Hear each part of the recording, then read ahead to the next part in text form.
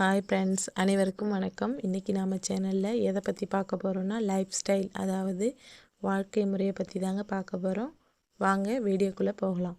இந்த வாழ்க்கை முறைன்னு எடுத்துக்கிட்டோன்னா அதை 2 வகையாக பிரிக்கலாம். ஒன்று வில்லேஜ், இன்னொன்று சிட்டி, கிராமம், மற்றொன்று நகரம்னு 2 வகையாக பிரிக்கலாம். இன்றைக்கி நாம் கிராமத்தை பற்றி தாங்க பார்க்க போகிறோம். கிராம வாழ்க்கைன்னு எடுத்துக்கிட்டோம்னா நம்ம தாத்தா பாட்டி காலத்து கிராம வாழ்க்கை எப்படி இருந்ததுங்கிறத பற்றி பார்க்க போகிறோம். அவங்க அதிகாலையிலேயே சேவல் கூற அந்த வேலையிலேயே எழுந்திரிச்சிருவாங்க. காலையிலேயே அவங்களோட பரபரப்பான வேலையை தொடங்கிறதுக்கு முன்னாடி நீச்ச தண்ணீர், அதாவது இரவு சாப்பிட்டு மிச்சமுள்ள உணவை தண்ணி ஊற்றி வச்சிடுவாங்க. காலையில் அந்த தண்ணியை எடுத்து அதில் கொஞ்சமாக உப்புக்கல் போட்டு கலக்கி குடிப்பாங்க. இது அவங்களோட காலை பொழுதை சுறுசுறுப்பாக ஆக்கும். அப்புறம் அவங்களோட வேலையான ஆடு மாடு மேய்க்கிறது, கோழி பார்த்துக்கிறது, இந்த வேலையெல்லாம் முடிச்சுட்டு வயலுக்கு கிளம்பிடுவாங்க. வயலும் வாழ்வும் கிராம மக்களுக்கு 2 கலந்ததுன்னே சொல்லலாம். வயல் தான் உழவருக்கு கோவிலாகவும், விளையும் பயிர்கள் உயிர்களை காக்கும் சாமியாகவும் மதித்தாங்க. ஆடி பட்டம் தேடி விதை என்ற பழமொழிக்கு ஏற்றார் போல ஓடி ஆடி வேலை செய்து தன்னோட உழவு பணியை சிறப்பாக செய்வாங்க.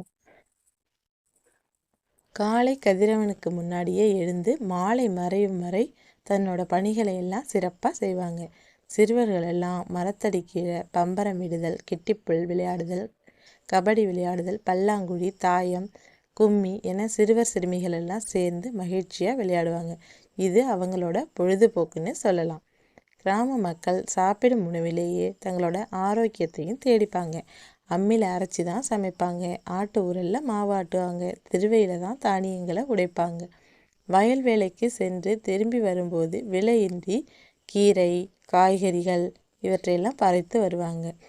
உணவு முறைன்னு எடுத்துட்டோம்னா அவங்க பழைய சாதம், கம்மங்கஞ்சி, கேப்பங்கூழ், சாமை சோறுன்னு சாப்பிட்டு 70-80 வயது கடந்தாலும் ஆரோக்கியத்தோடு வாழ்ந்தாங்க.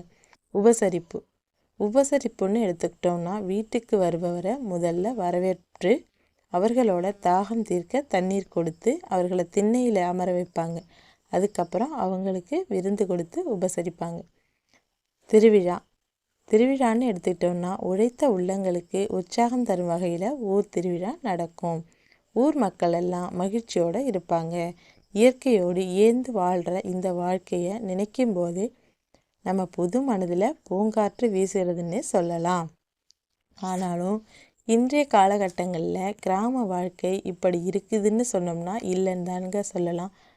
கிராமங்களிலும் நவீனமயமாகிட்டு வர்றதுனால நம்ம கிராம பண்பாட்டையும் பாரம்பரியத்தையும் மதிக்கணும், அவற்றையெல்லாம் மறக்காமல் கடைபிடிக்கணும்.